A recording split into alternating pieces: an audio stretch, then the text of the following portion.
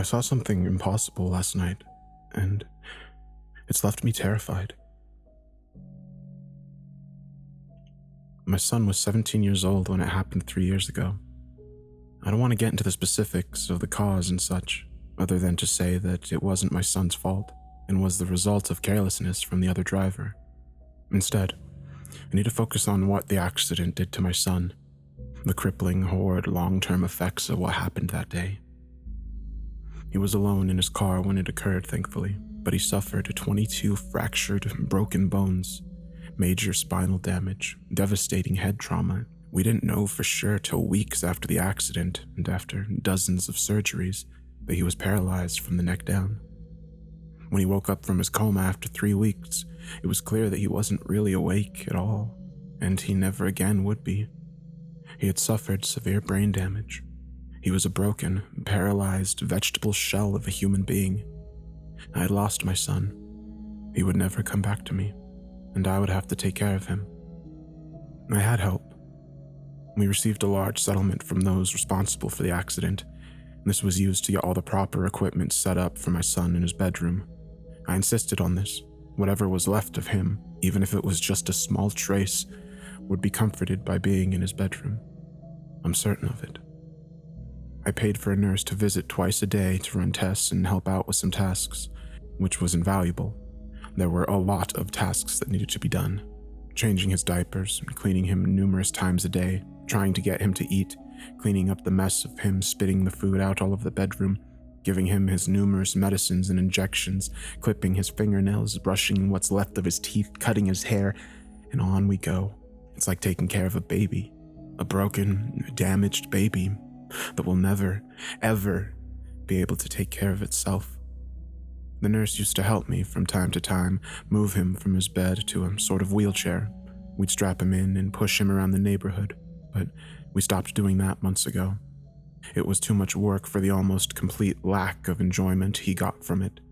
He would just stare blankly at nothing with that emptiness in his eyes, the same way he would lie in his bedroom.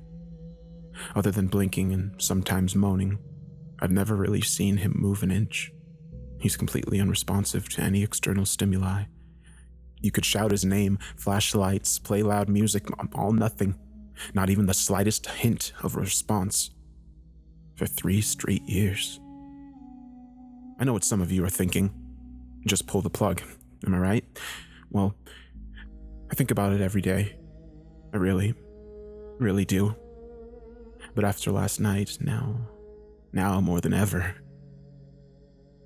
Or maybe less than ever. I don't know. I'm lost. I really just don't know. I think I need to get to it now. Why I'm recording this. I need to explain what happened last night. It was around 2 a.m. when I woke up, startled. I was certain it was a noise from downstairs that woke me up, but I couldn't recall what it was. I lay in bed, silent, and listened intently, but I didn't hear any other noises. I thought it was maybe just my imagination, but while I was awake, I may as well check on my son. I remember walking down the stairs in the dark and standing outside his bedroom door. It seems as though it was in slow motion when I think back to it, as though time froze. I remember stepping in and being immediately confused by what I saw. It was impossible. My brain took a full 10 seconds to even process what I saw. My son was standing and looking out the bedroom window. He was standing, and the blinds were pulled up, which he would have had to do himself. They hadn't been pulled up like that in weeks, and while my brain was trying to figure this out, I'm certain I saw the shadow of something moving outside the window. I was trying to make sense of it. How was any of this possible? What was it, some sort of miracle recovery? But that's when my son quickly, very quickly, turned around and looked at me. I wasn't ready for it. His eyes, they were aware, and they were not my son's eyes. It was his body. But those soulless eyes looking back at me were not my son's. And then he took one quick step towards me. That's when I lost it. It's when the enormity of the situation finally hit me, how impossible and supernatural this was, I began to scream, loudly, piercingly. I slammed the door and ran back upstairs to my bedroom. I spent the rest of the night cowering in my room and listening for more sounds from downstairs. I didn't hear anything at all. When the sun came up this morning, I finally had the courage to return downstairs to his bedroom. It took a bit of time to talk myself into it, but I eventually opened his door and looked in. He was lying in his bed again, as though nothing had happened. His eyes were empty again. He was back to his unresponsive self. For a moment, I thought that maybe I had just dreamed all of this, or my mind played tricks on me. But then I noticed that the blinds were still pulled up.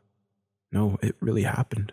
My son stood up last night and looked out the window, and something was out there. My son was aware. He was somebody else. There's so much that has left me confused about this. The first is that it's impossible for him to stand up in the first place. Many of his bones that broke were never fully healed. His bones literally wouldn't support the weight. Also, in 3 years, I've never once seen him move in the slightest below the neck. Even if he had some sort of miracle recovery, he wouldn't be able to control his lower body without years of rehabilitation. And what about the awareness in his eyes? The ability for him to actually understand how to pull the blinds up. Has he spent 3 years pretending to be severely brain damaged? How? Who would do that? How would he trick all of those doctors? And what was he looking at outside the window? How does that relate to it all? Maybe some of you think that I should be happy, regardless of the spookiness. This is a positive in regards to his recovery, right? But no, I'm not happy. Those eyes looking back at me, they scared me. More than a little. Whoever that was looking back at me, I don't ever want to see again. So what do I do? Have any of you heard of anything like this? I can't just call the hospital or tell the nurse. They'll think I've gone mad. Please give me advice on this. I'm more scared than I've ever been, and I simply have no idea how to proceed.